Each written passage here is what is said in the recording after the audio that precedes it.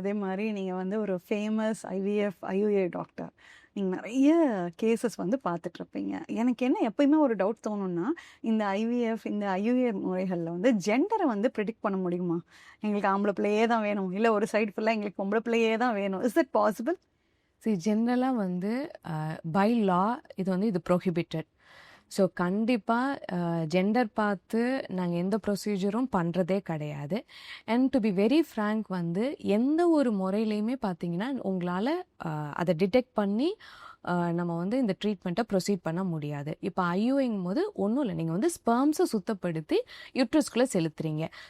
மேல் பேபி கொடுக்க போகிற ஸ்பெர்ம், ஃபீமேல் பேபியை கொடுக்க போகிற ஸ்பெர்ம் அப்படின்னு நம்மளால் வந்து டிஃப்ரென்ஷியேட் பண்ணி செலுத்தவே முடியாது. அதே மாதிரி நம்ம வந்து ஸ்பெர்ம் நல்லா இருக்குது அப்படிங்கிறத தான் நம்ம வந்து செலக்ட் பண்ணி ஒரு எக்குக்குள்ளே ஒரு ஐவிஎஃப் ப்ரொசீஜரில் இன்ஜெக்ட் பண்ணுறோம். 100% ஷியராக இது வந்து மேல் பேபி கொடுக்கும், இது ஃபீமேல் பேபி கொடுக்கும் அப்படிங்கிறத டிசைட் பண்ணிக்க முடியாது. இதுதான் ட்ரூத்.